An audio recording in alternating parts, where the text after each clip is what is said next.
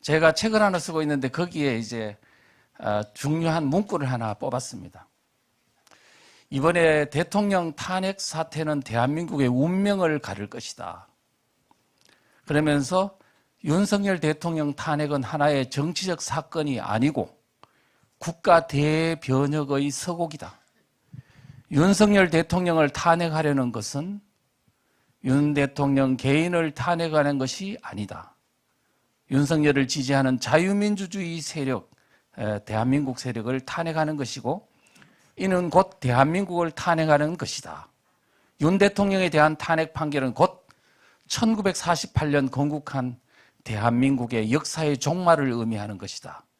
반대로 대한민국 세력이 승리한다면 1987년 이후 대한민국의 진지를 장악하고 대한민국을 파괴해왔던 종북 반대한민국 세력이 드디어 종말을 고하게 될 것이다. 누가 승리할 것인가? 윤석열이냐 이재명이냐? 자유민주주의냐 공산주의냐? 대한민국 세력이냐 반대한민국 세력이냐? 한미일 자유진영이냐 북중로 공산진영이냐? 자유통일이냐 적화통일이냐?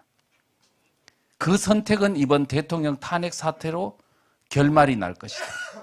대한민국 앞에 운명의 시간이 다가오고 있다. 제가 이렇게 썼습니다. 지금 있잖아요. 많은 사람들은 지금 대통령, 박근혜 대통령도 그랬지만 윤석열 대통령 개인만 탄핵되는 것으로 잘못 알고 있어요. 아닙니다. 이것은 체제전쟁이고 대한민국의 체제전쟁임과 동시에 세계 질서가 바뀌는 거예요.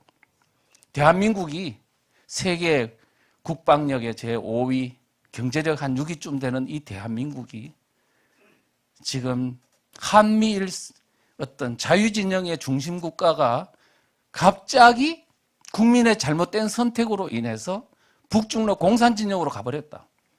이거는 세계 질서가 바뀌는 것입니다. 그래서 이번에 이 사건은 우리 국민들이 잘 알아야 돼요. 이게 단순한 대통령, 윤석열 대통령 탄핵시키고 또 다음 어떤 대타를 그냥 당선시키면 되지? 절대로 되지 않습니다. 그래서 오늘 이 사태의 중차대성을 우리는 반드시 명심해야 된다 이런 말씀을 드리겠습니다. 윤 대통령 비상계엄 무슨 일이냐? 이렇게 생각하는 사람이 많았죠. 지난해 12월 3일 날 비상계엄을 선포했습니다. 밤 한 10시 한 40분쯤 됐나요? 됐는데 많은 사람들이 갑자기 비상계엄을 선포하니까 아니 이거 윤 대통령이 무슨 미쳤나? 아니 웬 비상계엄이냐 이렇게 생각하는 사람들이 있었어요. 저는 그 사태를 보면서 어떻게 생각하냐면 올 게 왔구나. 어떤 형태로든 대한민국에 이제 큰 변혁이 올 것 같다는 생각을 가졌습니다. 왜 비상계엄을 선포했는지 바로 윤 대통령의 비상계엄 선포 그 문구 속에서 잘 나와 있습니다. 더불어민주당이 입법 독재를 통해서 국가의 사법 행정 시스템을 마비시키고 자유민주주의 체제 전복을 기도하고 있다. 체제 전복을 하고 있다는 겁니다. 자유민주주의의 기반이 되어야 할 국회가 자유민주주의 체제를 붕괴시키는 괴물이 된 것이다. 종북 반국가 세력을 일거에 척결하고 자유 헌정 질서를 지키기 위해서 비상계엄을 선포한다고 말했습니다. 지금 윤 대통령이 비상계엄을 뜬금없이 한 게 아니고 작심하고 한 것입니다. 이제 국회를 장악한 종북 세력으로부터 지금 정부를 전복하고 사법부를 무력화시키고 대한민국을 자유민주 체제를 파괴하려고 하는 이 괴물을 과의 싸움을 하지 않으면 우리는 더 이상 존재할 수 없다는 그 절박한 심정으로 비상계엄을 선포하는 것입니다. 그런데 우리는 지금 그 내용을 몰랐던 거죠. 일반 많은 국민들은 지금 대한민국 앞에 다가온 그 위기의 본질을 모르고 정상적인 국가, 자유민주주의 체제가 잘 지켜주는 줄 알고 왜 뜬금없는 지금 비상계엄이냐 이렇게 생각을 한 것이죠. 그만큼 대한민국이 얼마나 위기에 처했는지를 국민들이 모르고 있었다는 것이고 그것이 곧 위기의 본질이다 이렇게 이제 생각할 수 있습니다. 그러면 윤 대통령이 비상계엄을 선포한 불가피한 사유가 있었을 거라고요. 그래서 이제 그것을 보면은 결국은 핵심은 뭐냐 하면 대한민국 국회가 종북 세력에서 장악당했다는 것입니다. 국민들 모르는 사이에 말입니다. 제가 총선 때 누누이 소책자 이렇게 국민들한테 깨우려고 했죠. 제목이 뭐였어요? 국민들 모르는 사이 공산화로 가는 대한민국이었지 않습니까? 국민들 모르는 사이에 일어나고 있었던 거지요. 자, 우리가 여러분들이 사실은 이 더불어민주당 속으로 이 통진당 세력이 들어갔다는 이야기는 누누이 많이 했습니다. 사실은 원래 이 종북 세력은 사실은 민노당 안으로 2001년도에 들어갔지만은 그 세력이 민노당에서부터 통진당으로 확장되더니 이제는 더불어민주당 안으로 들어가서 이제 그 제1당을 장악해버렸죠. 종북 세력이 대한민국의 제1당을 먹었다는 건 이건 있을 수가 없는 일인 거죠. 여기서부터 문제가 이제 발생한 것입니다. 그렇게 해서 이 대한민국에 이제 진짜 국회를 장악함으로써 제1당을 중심으로 한 어떤 좌파 진영이 한 188석을 장악하다 보니까 그 188석을 가지고 이제는 모든 것을 정부를 완전히 무력화시킬 수가 있었던 거죠.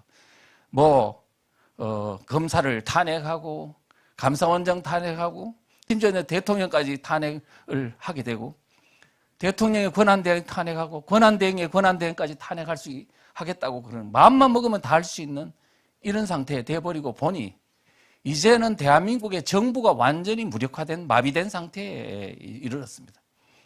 이제 이것이 결국은 이제 문제였는데 그러면 이렇게 되게 된 발단은 뭐냐 하면 여기 우리 나오죠. 지난 2022년도 대선 전에 이재명 경기도지사가 바로 민주당의 대선 후보로 나오면서 경선에 이제 나오면서 그때 통진당 세력들이 왕창 들어오게 됐습니다. 그때 민주당 게시판에도 나와 있죠. 이번 경선 결과에 따라 민주당을 지킬 수 있을지 아니면 저 미친 통진당 세력에게 당을 통째로 빼앗길지 결정될 것으로 보이는구려. 이낙연 세력은 정통적인 민주당 세력인데 이재명을 중심으로 한 통진당 세력이 당내로 왕창 들어왔다는 얘기입니다. 그때 민주당 세력들은 알았습니다. 아, 이게 통진당 세력이 들어오고 있구나. 그렇게 해서 이제 당을 장악해 왔고, 물론 대선에서는 떨어졌습니다만은, 그리고 당대표가 된 후에 민주당 속으로 당원들이 몇 명이나 들어왔냐면, 권리당원이라고 매달 돈을 한 몇천 원씩 내는 권리당원들이 100만 명이 일시에 들어왔습니다. 아니, 100만 명을, 권리당원 100만 명을 일시에 넣을 수 있는 단체가 우리 대한민국에서 있을까요? 어디 있습니까? 민노총이 있습니다. 민노총이 바로 경기동부연합, 이석기 그룹이 장악하고 있습니다. 어쨌든 이런저런 이유로 왕창 들어와가지고 기존에 있는 민주당 세력과는 다른 완벽히 종북적인 성향의 정당으로 완전히 바뀌어 버렸습니다.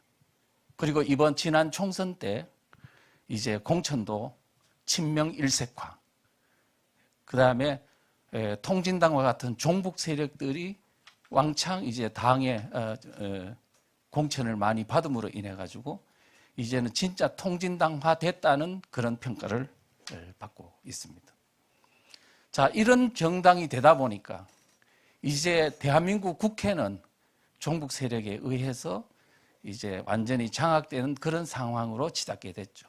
이번 총선을 거치면서 그것도 겨우 국민의힘당 108석 얻었는데 그게 지금 우파 정당으로서는 유일한 정당이 돼버렸고요. 나머지 지금 정당들은 뭐 있냐면 더불어민주당만 있는 게 아니고 진보당, 조국혁신당, 기본소득당, 사회민주당, 정의당, 녹색당, 열린민주당, 지역당연합, 노동당, 여러분들이 봐도 아 이거는 좌파 정당이라 할 수 있는 정당들이 지난 총선 전에 우죽순처럼 생겼고 이 정당들을 더불어민주당이 의석을 다 나눠주면서 완전히 하나의 정당으로 딱 이 단일 대우로 뭉쳤습니다. 이런 과정들을 제가 총선 때 연대연합을 하고 있는 그 모습들을 제가 누누이 말씀드렸습니다. 그래서 그걸 볼 때 입법부는 이번에 대통령 탄핵하고 여러 상황들을 보면서 거기 수많은 정당들이 연합했는데도 한 석도 그저 이탈자 없이 완전히 대통령 탄핵하는 거 봤죠. 국민의힘 당이 분열이 됐지. 거기는 이탈자가 없었습니다. 그만큼 이미 총선을 거치면서 완벽한 단일 대우 체제를 구축했다는 것을 여러분들은 아셔야 된다는 것입니다. 이것이 바로 이번에 그래서 그렇게 묻고 그다음에 윤석열 대통령을 끌어내리기 위해가 막 그냥 예산 탄핵 그다음에 그 인사 장관들을 다 무력화시키고 막 계속 지금 브레이크 걸고 대통령 공격하고 하니까 대통령으로서 더 이상 견딜 수가 없는 상황이 돼 가지고 결국은 비상계엄이라는 어떤 그 비상대권을 발동하게 된 것이다. 이렇게 보시면 될 것 같습니다. 그래서 비상계엄의 근본적 원인은 국회의 종북 세력이 국회를 장악한 사실에서부터 출발했다. 이렇게 보시면 될 것 같습니다. 자, 세 번째는 이제 윤 대통령의 비상계엄이 내란이라는 막 공격을 많이 했죠. 아니, 비상계엄 12월 3일 날 하자마자 바로 그냥 야당과 좌파 언론들이 총공세를 했습니다. 이 탄핵은 내란이라고, 윤석열 대통령은 내란의 수괴라고, 그 다음에 윤석열 대통령을 엄호하는 사람은 내란 공범이라고 막 몰아가 공격하면서 이렇게 했더니 전부 다 겁을 먹어가지고 벌벌 떨면서 대통령을 엄호하지를 못했습니다. 총공세를 가했던 거죠. 자, 그런데 우리가 진짜 이 대통령이 내란범이라고 모는 이것이 타당한 것인가 한번 우리가 생각해 볼 필요가 있습니다. 개념적으로 한번 보자고. 이 내란범, 내란수괴 하는데 내란이 도대체 무슨 뜻인가 하면은 내란이라는 것은 내부의 적에 의한 반란이라는 뜻입니다. 반란은 또 뭐냐? 정권을 갖지 못한 비집권 세력이 정권을 탈취하려고 집권 세력을 향해 일으키는 무력적 행동을 말합니다. 그러니까 윤 대통령이 지금 집권 세력은 집권자 아닙니까? 집권자인데 어떻게 자기한테 반란을 일으킬 수가 있어요? 그러니까 이거는 대통령을 보고 반란을 일으켰다고 하고 내란을 일으켰다는 건 그야말로 언어 도단인 거죠. 그런데 우리 국민들은 내란이 반란이 이게 뭔지 잘 몰라가지고 그런가 하고 썩는 거죠. 사실은 대통령은요, 헌법과 법률에 의해서 비상대권을 갖고 있는데 비상계엄이라는 게 바로 비상대권의 하나입니다. 헌법 제77조에 보면 전시사변 또는 이에 준하는 비상사태에 대해서 선포할 수 있다고 규정을 하고 있고, 그 다음에 이 비상대권, 비상계엄을 선포할지 안 할지, 이게 비상계엄을 선포할 수 있는 상황인지 아닌지 판단하는 건 대통령이 판단하는 몫입니다. 그거를 가지고 판사가 이게 비상계엄을 선포할 상황인지 아닌지 판단하는 게 아닙니다. 이거는 대통령이 판단하는 거예요. 다만 국회에서는 이게 아니라고 봤을 때 해제를 요구할 수 있는 권한만 있을 뿐이지 그 비상계엄을 잘못 선포했다고 해서 구속시키고 탄핵시킬 수 있는 사항이 아니라고. 근데 지금 그러니 대통령을 향해서 비상계엄을 내란이라고 모으는 것과 또 그렇다고 하여 대통령을 탄핵하는 것은 법적으로 잘못된 것이다. 이렇게 볼 수가 있습니다. 그래서 이런 것들을 잘못된 것을 가지고 덮어 씌우는데도 국민들은 여기에 대한 판단력이 없다 보니까 선동을 당해가지고 엄청난 혼란을 겪게 된 것입니다. 그런데 우리는 거꾸로 이야기하면요, 내란을 일으킨 세력은 종북 세력입니다. 우리가 이걸 정확히 알아야 돼요. 그러면 왜 종북 세력이 내란 세력이냐 하면 저는 근거를 제가 말씀을 드리겠습니다. 내란이라는 것은 법적으로 따지면 목적범이라고 합니다. 내란을 일으킬 목적을 분명히 갖는 세력을 우리는 내란범이라고 할 수 있는데요. 내란이 사전에 정권을 탈취할 목적을 갖고 있어야 되는 거지.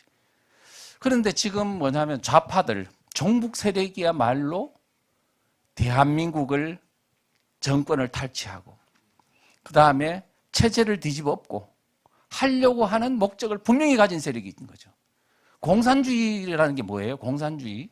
공산주의 세력은 바로 자유민주주의 시장경제 체제, 그걸 자본주의 체제라고 해요. 자본주의 체제를 무너뜨리고 공산체제로 만들기 위해가 항상 공산혁명을 일으키는 세력임은 여러분들이 잘 알고 있지 않습니까? 6.25 전쟁도 북한이 어떻게 했어요? 대한민국을 점령해가지고 공산체제로 만들려고 했던 게 바로 6.25 전쟁 아니었습니까? 그때 이후 지금까지 한 번도 대한민국을 적화, 통일, 말하자면 공산혁명을 이루겠다는 뜻을 포기한 적이 있습니까? 이들이야말로 대한민국 자유민주주의 체제를 정권을 탈취하고 이 어떤 체제를 전복하고 국가를 전복하려는 의사를 분명히 가진 내란 세력이라고 할 수 있을 것입니다. 지난 총선 때도 제가 누누이 말씀했잖아요. 지금 더불어민주당을 중심으로 진보당, 새진보연합, 또 촛불 세력을 중심으로 한 연합정치시민회의라는 그러한 어떤 정당 정치 세력들한테 더불어민주당이 비례연합정당을 만들어가지고 3석씩, 4석씩 다 나눠줬어요. 그래가지고 의석을 나눠줬기 때문에 그 의석을 받은 정당들은 더불어민주당에 대해서 이제는 배신을 못하도록 만드는 거죠. 일단 정치적 운명 공동체를 만드는 과정을 겪었고, 그 다음에 조국혁신당, 정의당 뭐 이런 정당들도 서로 끈끈한 연대연합체를 구성해서 총선의 전략을 짰다라고 제가 말씀을 드렸고요. 그렇게 하는 이유는 뭐냐?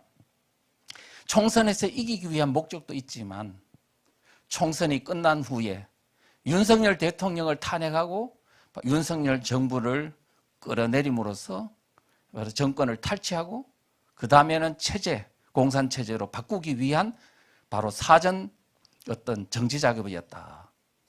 이렇게 제가 말씀을 드렸습니다. 그때 총선 때 바로 제가 설명을 했던 것이 총선 이후에 그대로 진행이 됐던 거거든요. 이건 사전에 이미 총선 때부터 지금과 같은 목적, 대통령을 끌어내리기 위한 목적으로 그렇게 준비된 사전 포석이었다.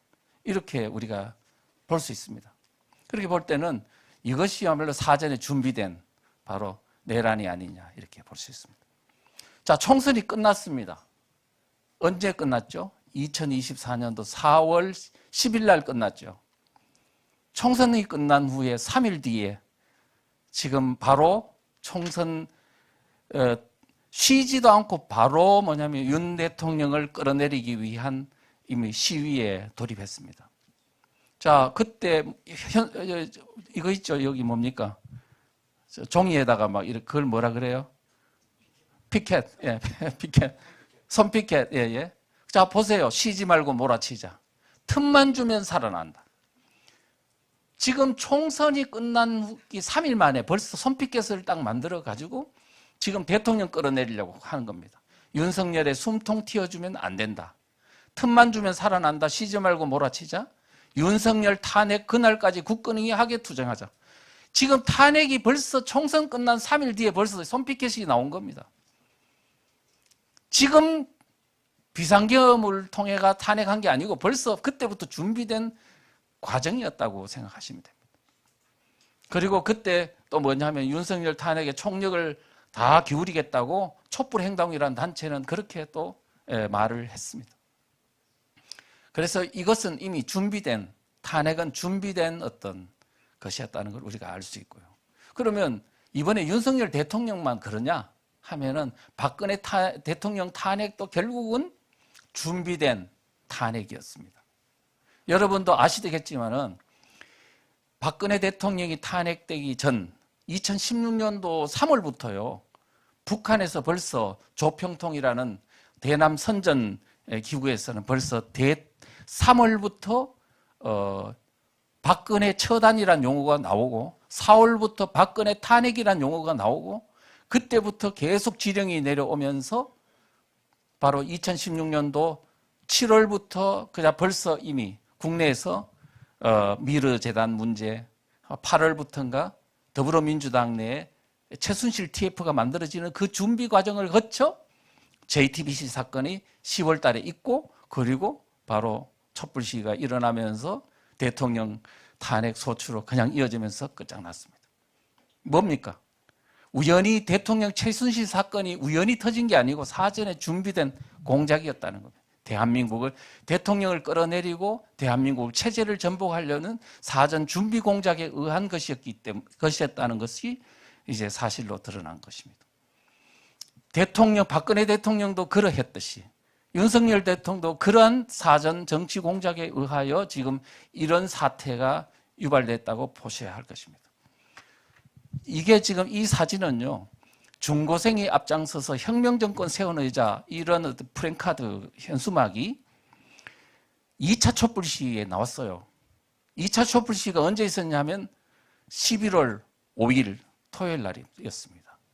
토요일 날이었는데 그때 12월 3일 날 박원순 서울시장이 뭐라고 말했냐면 벌써 혁명정부를 생각했어요. 혁명정부. 뭐라고 했냐면 박근혜 대통령이 퇴진하면 기존에 있는 정부를 해체하고 비상시국회의라는 초헌법적 기구를 구성해서 새로운 어떤 체제를 만들겠다는 그런 유사한 의미를 가진 발언을 했어요. 그러면서 박원순은 뭐라고 했냐면 대한민국 근본을 바꾸라는 국민명령이 따르겠다 그랬어요. 체제 완전히 뒤집어 엎겠다는 거죠.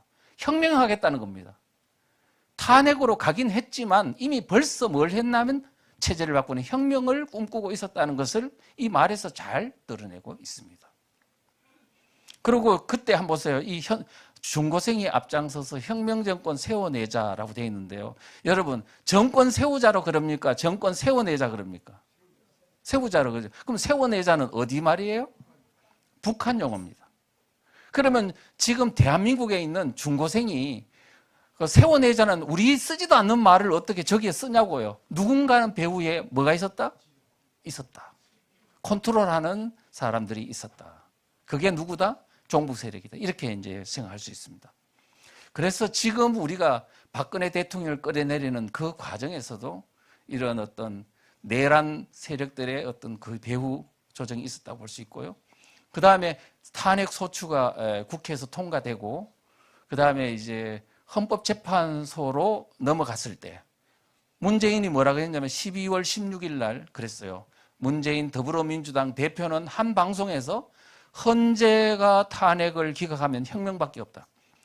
탄핵을 기각하면 혁명을 일으켜서 그냥 뒤집어 엎겠다는 거거든요.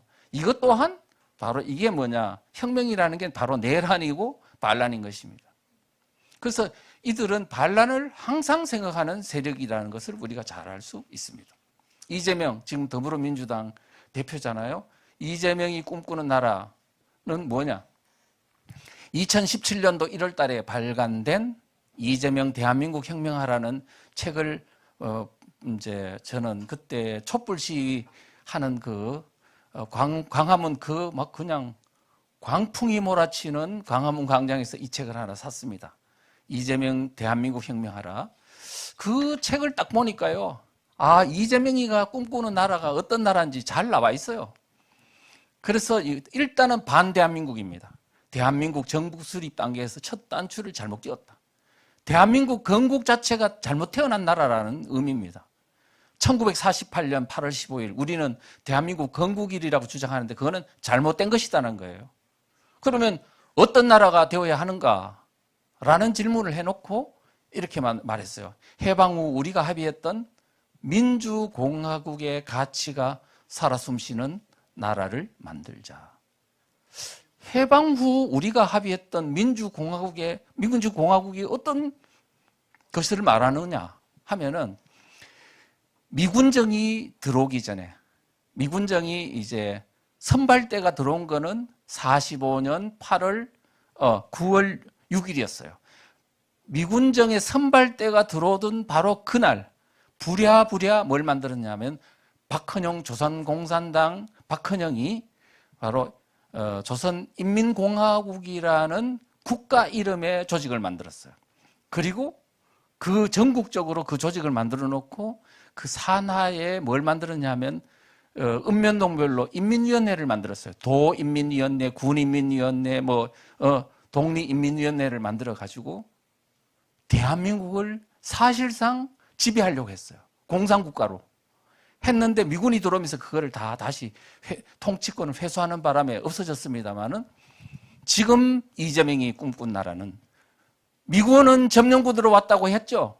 그래서 그건 안 되고 실제 우리가 합의했던 우리 스스로 만들었던 민주공화국의 가치는 결국은 조선인민공화국, 인공이라고 약칭하는 건데 그런 나라를 꿈꾸고 있었던 것입니다.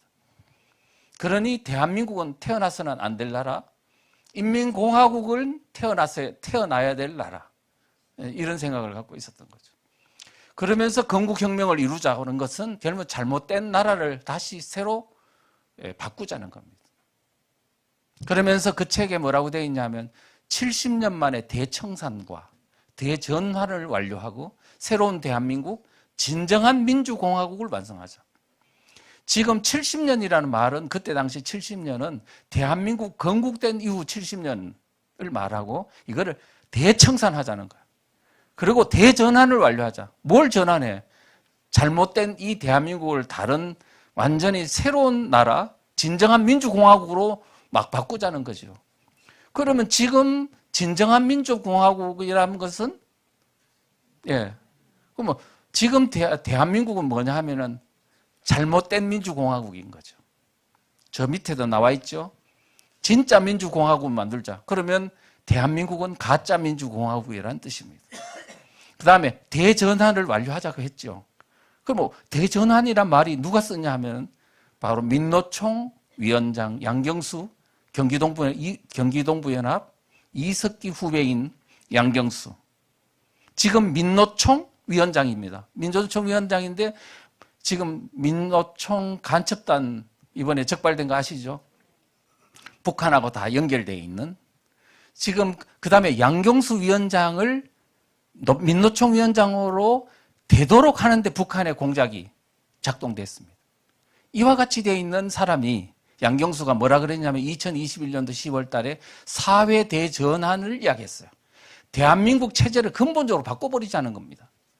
그래서 기간산업과 주택의 50%를 국유화하고 한미동맹을 파괴하고 국가보안법을 철폐한다. 그때 뭘 썼냐면 사회 대전환을 이야기했는데 바로 이미 2017년도에 이재명이가 대한민국 대전환을 완료하자고 말했어요. 그러니까 그가 꿈꾸는 대한민국은 무엇이며 또 그가 정권을 잡으면 어떤 나라로 만들려 하는지 여러분들은 충분히 예측할 수 있을 겁니다. 자, 그 정도로 하고 자, 그다음 비상계엄 직후에 정광석과 같은 윤석열 퇴진 행동이 일어난 것을 간단히 보겠습니다. 비상계엄은 아까도 말씀드렸듯이 12월 3일 날 발표를 했지요. 그런데 12월 3일 날 국회 있잖아요. 국회에서 뭐가 있었냐 하면 정교조 모임이 있었어요. 정교조에서 벌써 이 비상계엄에 대한 것을 비판하는 지금 정교조 모임을 했습니다. 그렇게 지금 비상계엄을 선포한 게 12월 3일 날 10시, 건 11시 가까이 되는 그 야밤인데 그때 정교조가 거기에 국회에 있었다는 것은 뭘 의미합니까? 비상계엄이 있는 것을 사전에 알고 여기 와 있었다는 얘기입니다. 이미 그들은 정보가 우리보다 더 빠른 거죠. 자, 그런 거.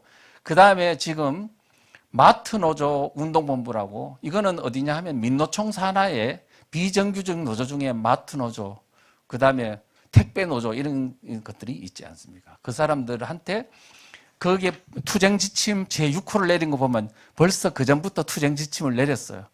전체 조합원은 메신저 SNS를 통해서 윤석열 탄핵을 요구하는 이런 어떤 것들을 막 퍼뜨리도록 지금 작전을 꾸미고 있었던 겁니다.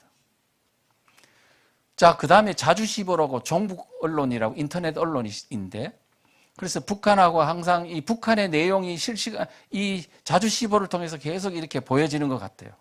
그리고 항상 종북적인 어떤 입장을 표명하고 있어서 그들이 어떤 생각을 하고 있는지는 자주시보에 들어가 보면 상당히 알 수 있습니다. 12월 3일 날 비상계엄이 선포됐는데 12월 4일 날 다음 날 전국에서 그들이 이미 전국에서 시위를 하는 것들이 다 지금 이렇게 진행되고 있는 걸 보면 얼마나 정광석화처럼 사전에 준비했는지를 잘 알 수 있을 겁니다. 자, 이렇게 이들은 뭐 좌파 언론까지 포함해가지고 융단폭격으로 뭐냐면 내란범이다. 비상계엄은 내란이고 그 다음에 윤석열을 내란의 수괴라고 막 몰아치니까 일반 국민들은 잘 모르고 거기에 완전히 또 선동당해가지고 야 진짜인 줄 알고 윤석열을 왜 뜬금없이 비상계엄 했냐 그러고 막 이래가지고 많이 혼란을 겪었어요. 그래서 12월 한 12일쯤 됐을 때는요, 이제 뭐 거의 국민 지지율이 얼마로 떨어졌냐, 지금 저 갤럽 조사에 의하면 11%까지 떨어졌습니다. 박근혜 대통령이 탄핵될 때는 얼마까지 떨어졌냐면 5%까지 떨어졌습니다. 그래 됐더니 어떻게 됐어요? 완전히 쓰나미에 싹 쓸려가 버렸습니다.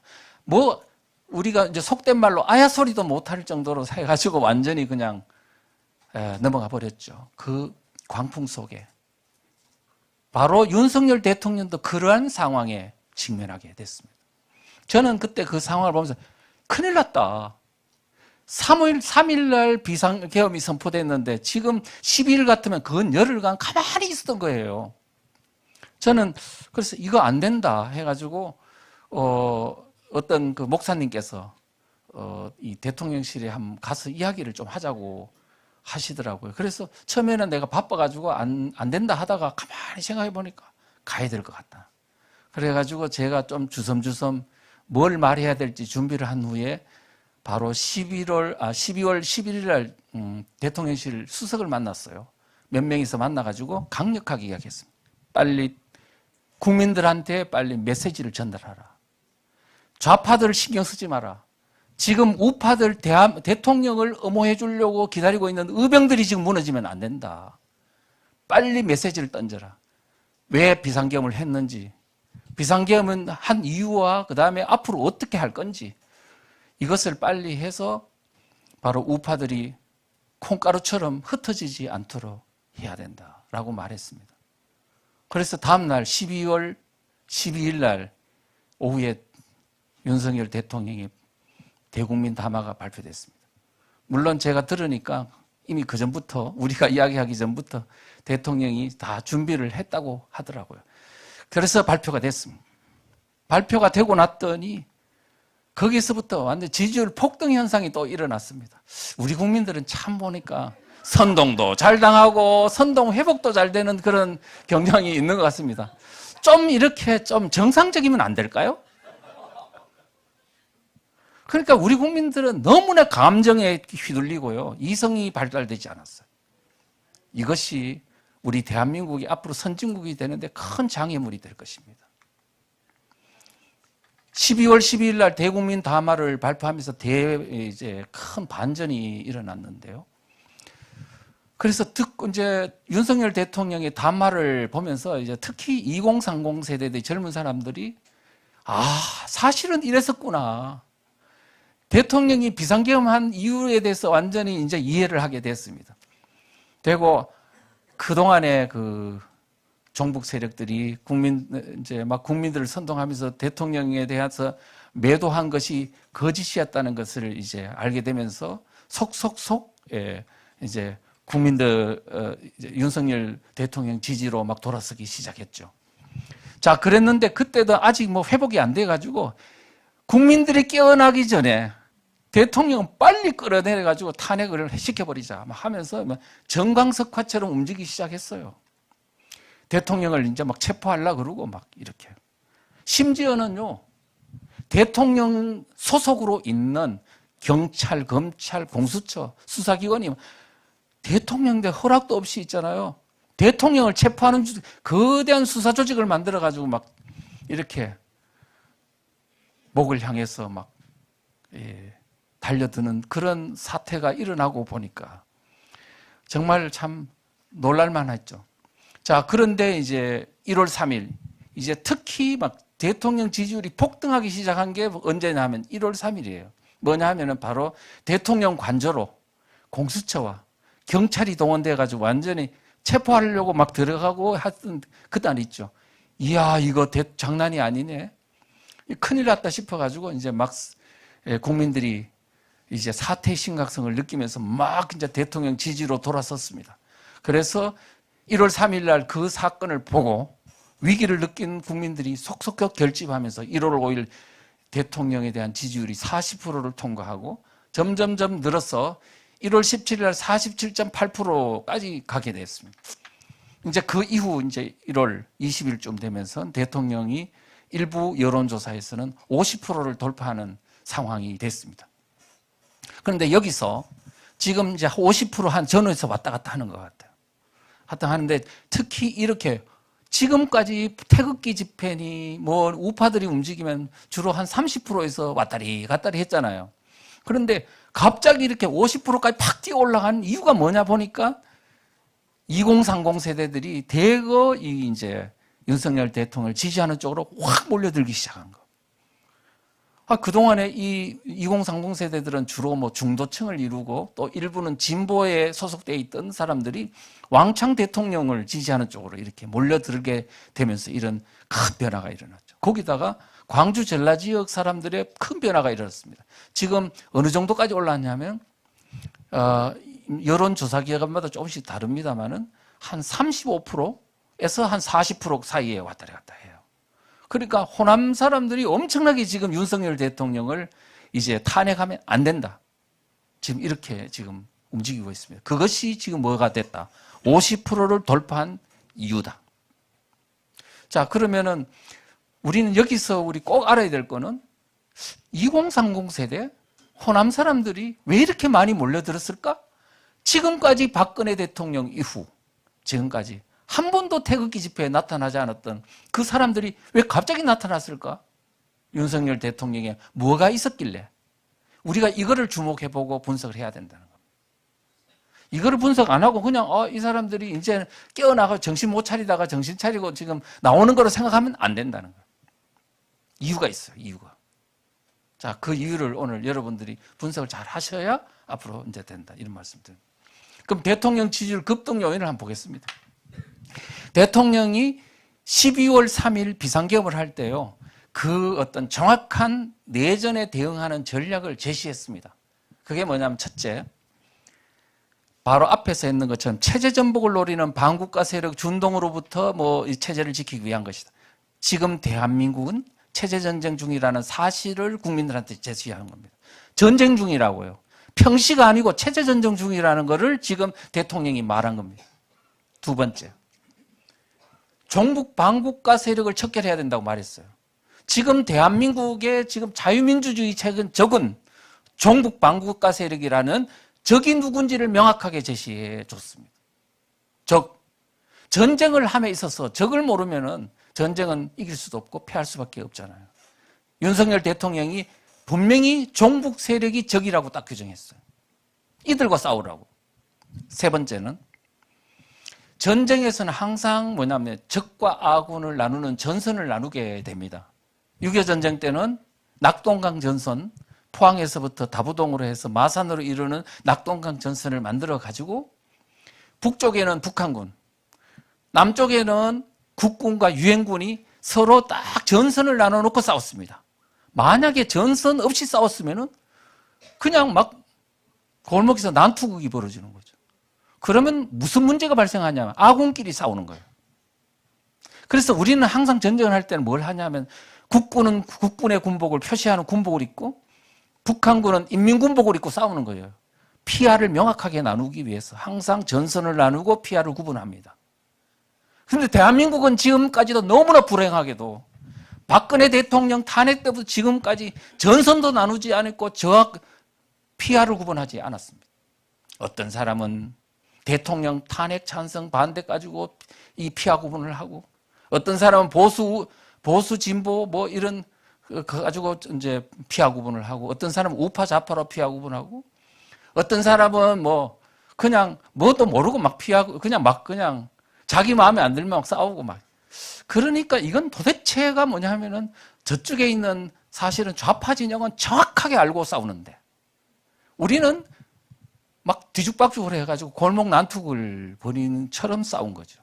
그래서 오늘날까 지금까지 계피를 본 것입니다. 그런데 대통령은 뭐냐 하면 피하 구분을 했습니다. 뭐냐? 반국가 세력이라고. 반대한민국 세력과 대한민국 세력으로 딱 나눈 겁니다.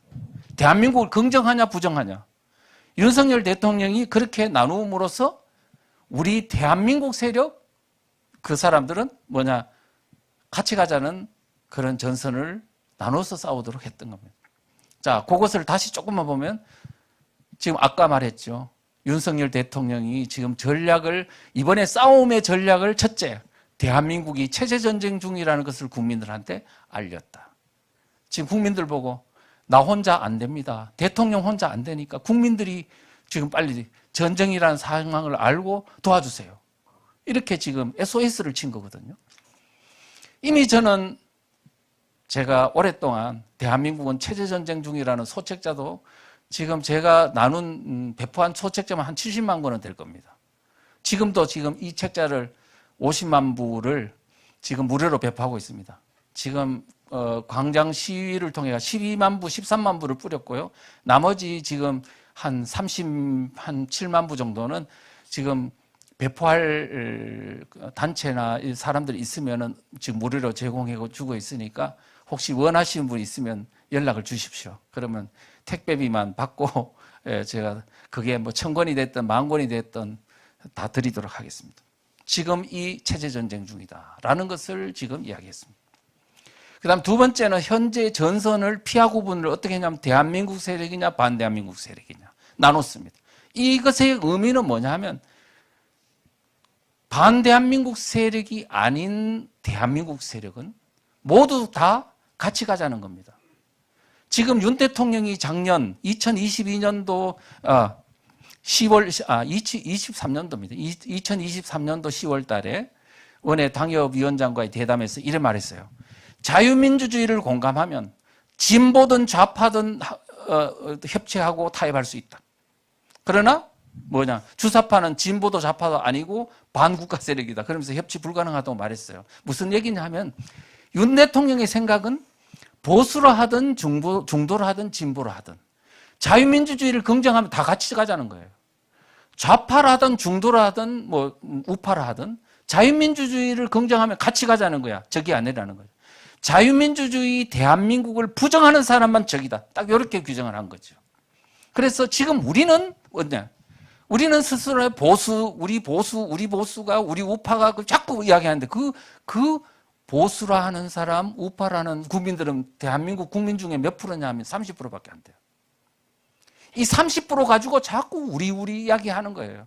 중도는 던져놓고 또 진보라는 사람들은 다 적인 것처럼 돌리고 이렇게 끝없이 뭐냐면 우리를 소수를 시키고 고립화시키는 작전으로 했는데 윤석열 대통령은 아니 그래 하면 안 되고 종북 반국가 세력들만 적이고 나머지 대한민국을 긍정하는 사람은 다 같이 가자 이렇게 했다는 겁니다.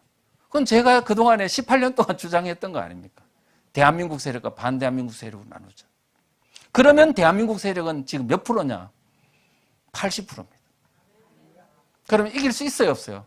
지금 현재 이 추세라면 그래서 대한민국 세력과 반대한민국 세력으로 나누는 이 전선을 완전히 모든 대한민국 국민들이 다 동의한다면 우리 지금 윤석열 대통령을 방하는 사람은 80%까지 늘어날 수 있다는 겁니다. 그래서 지금 그 전선을 나누고 났더니 교수들이나 그다음에 많은 단체들이 반국가 세력 척결에다가 딱 두는 거예요. 그러면서 반대한민국 세력, 대한민국 세력 이 프레임이 계속 지금 퍼져나가서 많은 연설자들이 지금 대한민국 세력이냐 반대한민국 세력이냐 이 프레임을 가지고 지금 전선을 나누는 연설을 많이 하고 있습니다. 이와 같이 하다 보니까 이제 진보, 보수, 중도 여기는 이제는 같이 가야 되는구나. 중도냐 우파냐 이게 무의미하구나. 우리는 같이 가야 되는 우리는 하나구나 이런 어떤 생각을 하게 되면서 이제 중도에 있는 젊은 2030 또 중도에 있는 그 호남 사람들이 왕창 지금 들어오고 있는 겁니다. 우리가 지금 우파 운동을 하고 보수 운동을 했으면 안 들어왔을 거예요. 박근혜 대통령 때와 다른 게 바로 이 전선을 이렇게 했기 때문에 이렇게 사람들이 오고 있다는 사실을 아셔야 돼요.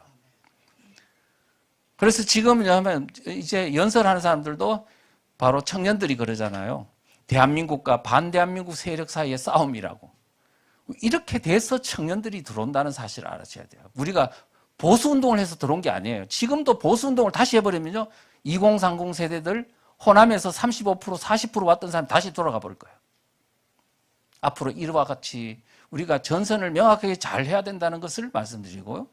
그 다음에 대한민국의 대적관 정립을 윤석열 대통령이 했잖아요. 대한민국의 적은 뭐라고요? 종북 반국가 세력이라고 딱 규정을 해줬어요. 이들만 적이다. 나머지는 우군이다. 이렇게 한 거죠. 자, 그래서 이제 이것이 바로 윤석열 대통령이 12월 3일 날 비상계엄회 하면서 딱 제시해 준 겁니다. 국민들로 전쟁은 이렇게 하라고. 여기서부터 지금 뭐냐면 지금 국민들이 40%에서 50%로 60%도 되겠다, 70% 되겠다고 희망을 갖는 이유가 전선을 이렇게 나눠서 그리 된 거라고요. 이제는 교회가 좀 제발 이렇게 좀 전략적으로 접근하시라고요. 되겠습니까? 그래서 지금 이제 우리는 종북 세력, 바로 반대한민국 세력이다. 지금 종북 세력의 실체를 정확하게 국민들한테 알림으로써 종북 세력의 급소를 타격해야 된다. 그래야만 대한민국이 이 내전에서 승리할 수 있다. 자, 자유일보라는 신문이 있어요. 거기에 논설 중에 제가 좀 좋아서 하나 딱 뽑아봤는 게 있는데, 국민의힘 문제가 무능력이라면 민주당의 고질병은 정체성 위기다. 윤석열 대통령부터가 이 문제에 대해서는 단호하다. 이 문제에 대한 시각이 바로잡히기 시작하면 민주당은 치명타를 입게 된다. 정당 해산 사유이기 때문이다. 왜? 종북정당은 이거는 통진당처럼 해산 사유거든요. 민주당 정체성 문제는 언제 폭발할 수 있을지 알 수 없다. 한번 터지면 민주당은 회복 불가능하다. 그래서 더불어민주당의 가장 취약점은 바로 사상이라는 거예요. 종북 사상이 문제라는 거예요. 국민의힘은 지금까지 그것을 공격하는 것을 기피했습니다. 그래서 국민들이 모르는 겁니다. 그러면 당만 그랬냐 하면 정부도 마찬가지예요. 이명박 대통령, 박근혜 대통령이 언제 종북 세력 이야기하는 거 봤습니까? 하지 않았습니다. 그래서 국민이 모르는 겁니다. 왜? 했다면 바로 역공을 맞아가지고 엄청난 고통을 당하니까 다 입을 닥친 거죠. 당도 그랬고 정부도 그랬고 정치인도 그랬고 지식인도 그랬고 다 그랬습니다. 목사님도 마찬가지입니다. 그냥 공산주의 나빠 그런 거로 되지를 않습니다. 급소를 때려야 돼요. 급소를 안 때리고 몽롱하게 이야기하면 국민들이 어떻게 알아먹습니까? 급소를 때려도 국민이 알까 말까인데 이제는 진실을 말하자고요. 좀 아프고 공격받더라도 저는 목이 2개입니까? 3개입니까? 아니 저도 사실은 연약한 사람인데 18년 동안 종북 세력을 이렇게 이야기하는데 저는 겁이 없어가지고 하는 거 아닙니다. 사명 때문에 하는 거죠. 아는 사람으로서의 참 사명이죠. 이제 우리 그런 거 지금까지 제가 아직 살아 있는 걸 보면은 해도 되는구나 그렇게 용기를 얻을 수 있지 않습니까? 하십시오. 해도 돼요. 아무런 문제 없습니다. 근데 그거를 잘못된 걸 침소봉대하고 이렇게 하는 것이 문제지 있는 사실대로 하는 것은 전혀 문제가 되지 않습니다. 자, 그 다음에 제가 이제 그 종북 세력 문제가 종북 세력의 급소를 때리는 게 얼마나 효과적인지를 제가 겪었던 사례를 제가 말씀을 드리겠습니다.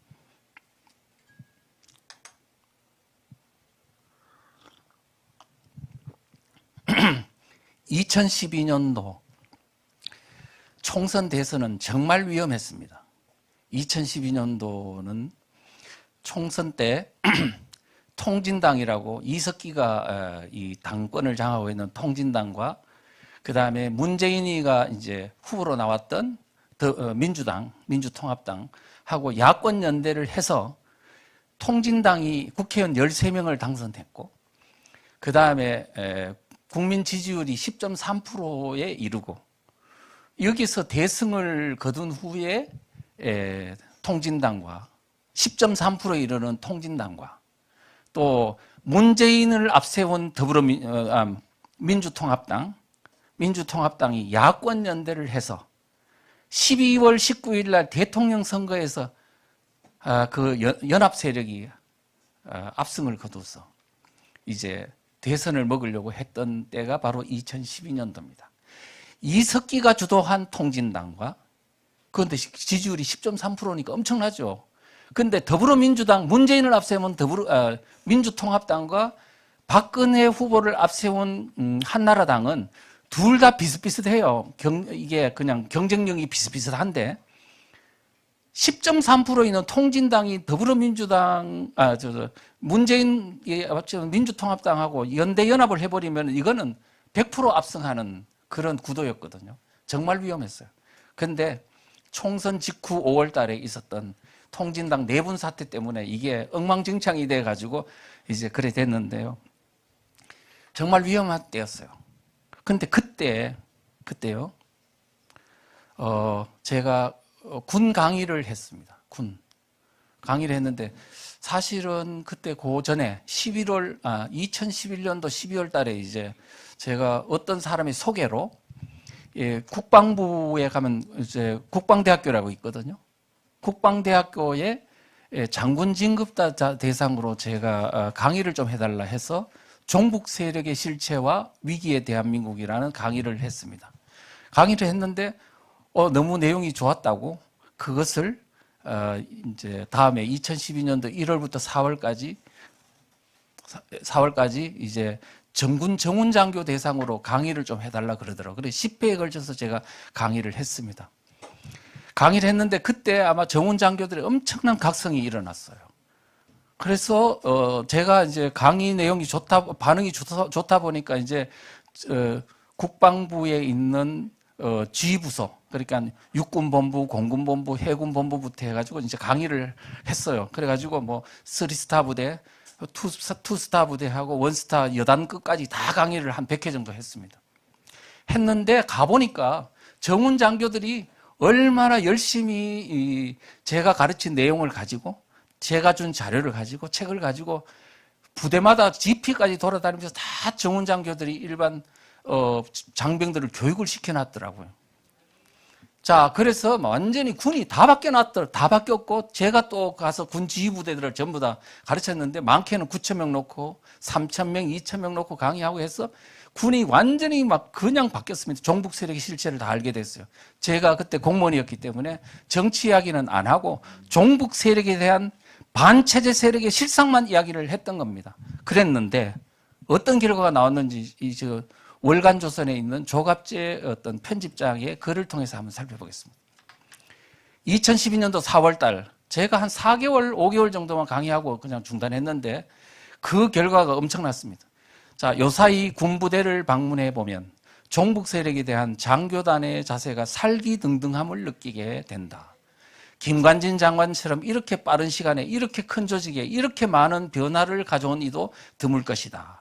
김 국방장관이 잘한 일 하나는 정훈교육, 특히 종북 세력을 주적으로 규정한 집중교육을 시켜가지고 큰 효과를 봤다고 이제 말을 하고 있습니다.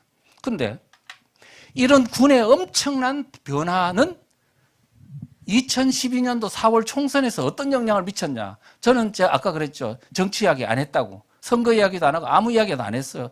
종북 세력에 대한 실체만 이야기했어. 그랬는데 선거에 어떤 영향을 미치냐 했더니 새누리당이 4월 11일 총선에서 역전승한 데는 역전승을 했대요. 그러니까 2012년 총선에서 새누리당이 이길 뻔했다, 질 뻔했다. 그런데 역전승했대요. 역전승한 데는 이런 정훈교육의 영향이 분명히 있었을 것이다. 그래 놓고 강원도 9개 지역구에서 민주당이 전멸하고 새누리당이 전승했다는 거예요. 그 다음에 강원도, 경기도, 인천의 접적 지역 및 대규모 군 주둔지였어요. 새누리당 후보가 대거 당선되었는데 20개에 해당되는 지역구 가운데 새누리당이 17곳 85%를 당선자 냈다. 어떻습니까? 제가 지금 종북 세력 이야기를 한 거야. 종북 세력을 이야기했는데 군이 완전히 선거에서 그 지역에 완전히 다 완승을 해버린 거예요. 패배하는 것 같았는데 이게서 전승을 해버린 거죠. 무슨 얘기를 제가 말하고자 하느냐는 건 제가 자랑하려고 한 게 아니고요.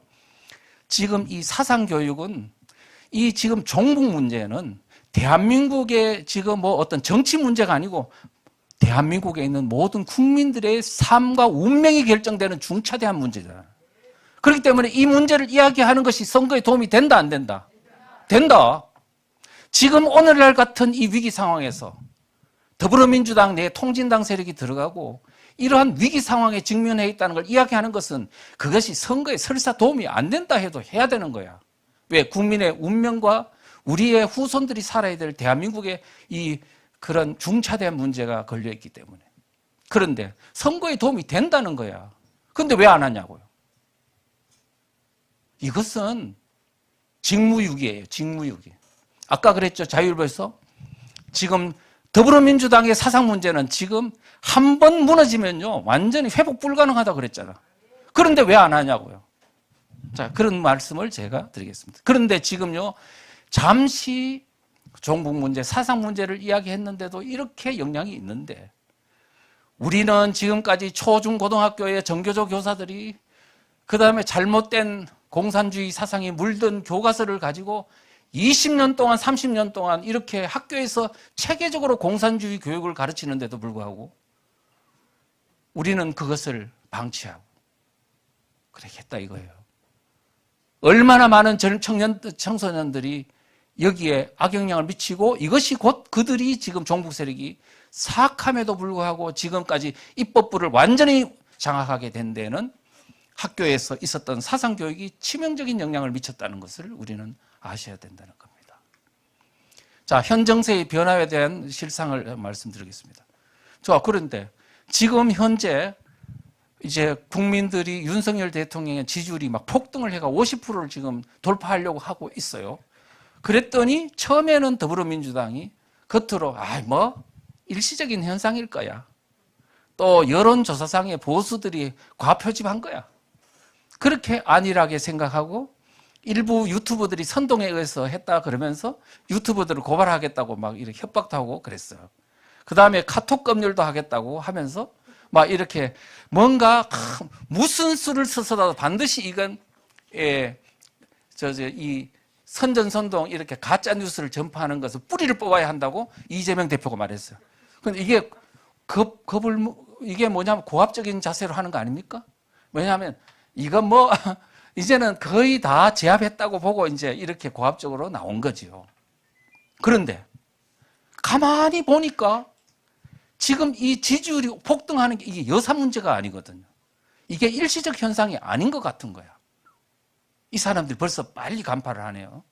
그래서 뭐냐면은 이거 그냥 뭐가 조금만 눌리면 이게 잦아들 것 같지가 않다. 굉장히 이상하다 이거는. 그러면서 어떤 큰 이제 변화를 흉내내기 시작한 대한민국 세력 흉내를 내기 시작하는 거예요. 그래서 윤석열 대통령이 지금 썼던 게 뭐냐면 다시 대한민국이라는 슬로건입니다. 그거를 다시 대한민국이라고 자기들이 쓰는 거야. 그러면서 이재명 대표가 그랬대요. 윤석열 대통령 구호 다시 대한민국 내가 쓰자고 했어. 뭐 이념과 진영이 밥 먹여주나? 그래 말을 했대요. 왜 그럴까요? 아니 자기 지금까지는 진보의 이념을 중심으로 해야 된다 그러면서 뭐 그냥 기본소득 줘야 된다고 끝없이 중도는 다 그건 헛개비야.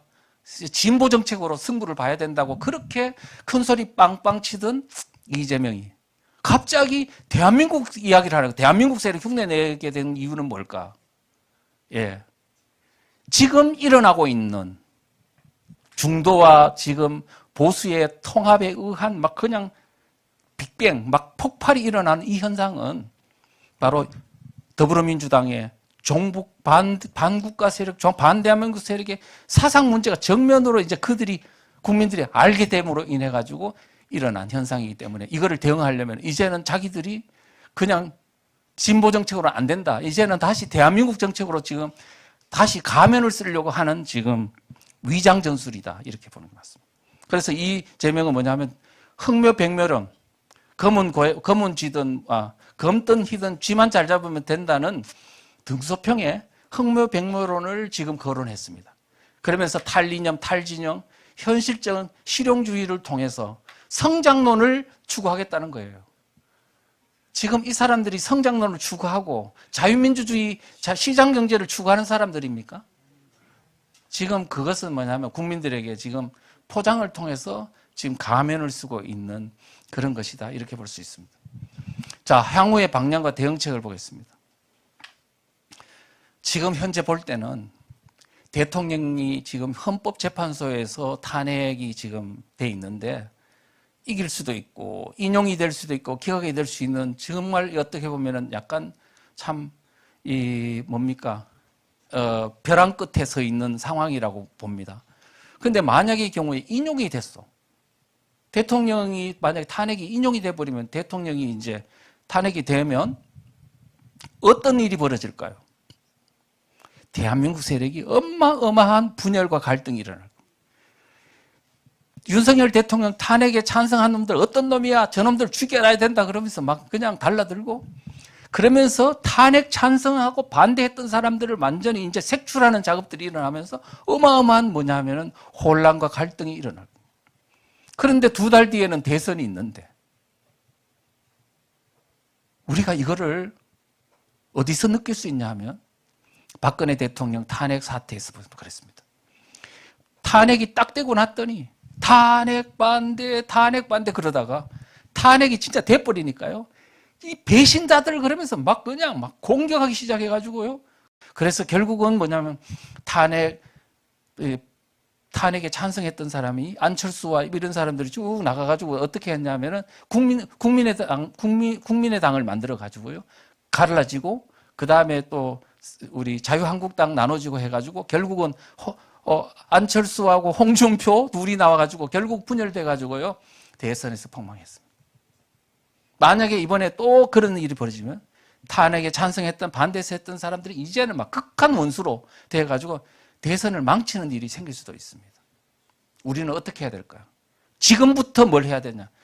인용되든 기각이 되든 우리는 대한민국을 체제를 긍정하는 사람 다 같이 가야 된다는 이런 생각을 일단은 뭐냐면 대선 때까지 하나로 뭉쳐놓고 나중에 이제 뭐 배신자들을 색출해가지고 조지든지 말든지 그때 가서 하더라도 지금은 무조건 분열되면 안 된다. 분열되면은 뭐냐면 더불어민주당이 바로 공작 들어옵니다.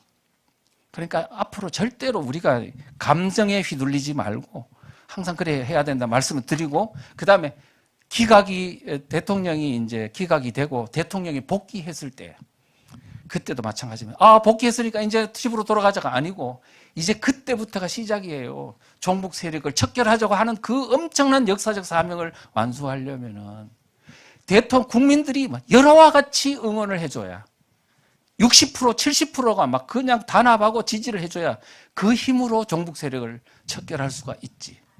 그냥 지금 현재 이 정도 가지고는 택도 없어요. 여러분 지금 가만히 한번 생각해 보세요. 대통령이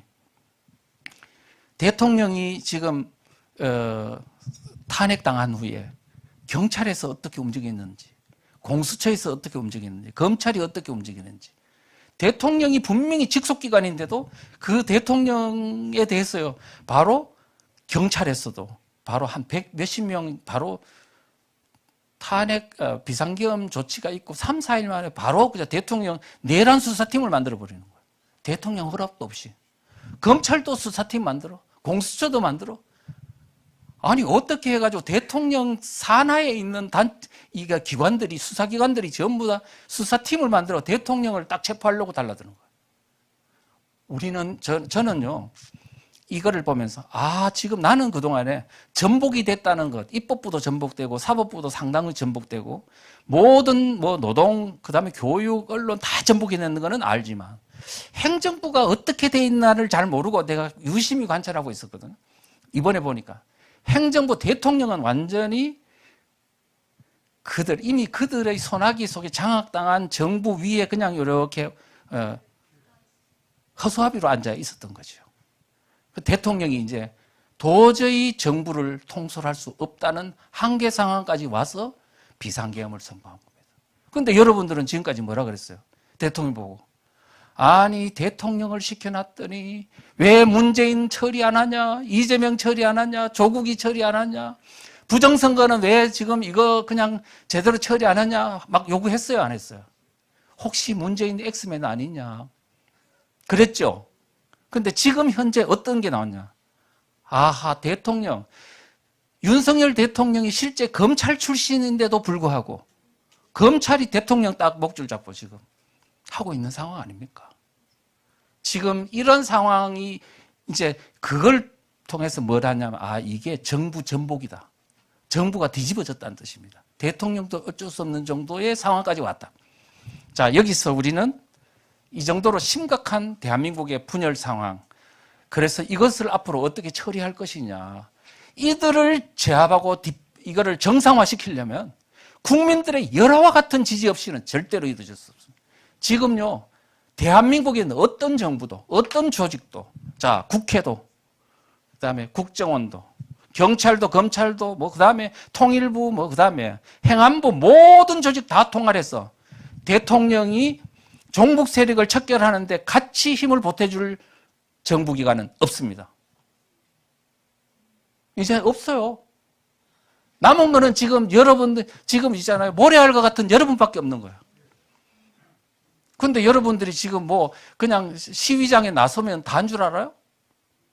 현재 지금 대통령이 복귀를 해도 이것들을 처리하려면은 여러분들이 지금 목숨 걸고 국민 저항권과 국민 대각성운동에 동참해주지 않으면 안 된다는 거예요. 그래서 제가 교육운동을, 국민 깨우기 운동을 하자고 그렇게 이야기해도 지금 국민들밖에 없다고 그래도 아직까지 안 믿고 있다가 이제는 이해가 되십니까? 네. 그리고 지금 제가 그래서 지금 대통령의 지지율을 더 높이고, 대통령의 지지율을 높인과 동시에 이 어떤 대통령의 지지 세력을 견고히 하는 과정이 필요하다. 그래서 방법은 뭐냐? 절대로 앞으로 보수 세력이니 우파 세력이라는 말을 입에도 담지 마십시오. 보수 세력, 우파 세력은 30%에 불과합니다. 그러면 우리 보수 세력은, 우리 우파 세력은 그러는 순간에 뭐냐면 중도 세력과 진보에서 지금 윤석열 대통령 지지하는 사람이 한 10%쯤 돼요. 10몇 프로. 중도에서 온 사람이 한 40% 정도 돼요. 이 사람들이 우리 보수 세력은 우리 우파 세력 하는 순간에 너나 잘 먹고 잘 살아라 그러고 가뿐다니까. 그러면 되겠어요, 안 되겠어요? 안 됩니다. 그러니까 지금 2030 세대들, 또 전라도 출신인데 나라 걱정돼가지고 하는 35%에서 40% 전후되는 분들을 우리 따뜻한 마음으로 이제 하나로 통합하기 위해서는 이제는 우파 운동, 보수 운동 하면 안 됩니다. 대한민국 운동해야 됩니다. 자, 그렇게 말씀을 드리고, 그 다음에 이 새로 들어온 사람들이 여러분들은 이게 우리 우군이구나 생각하지 마십시오. 이때 이 상황의 위기를 느끼고 지금 온 사람들이고 각성이 안 돼 있어요.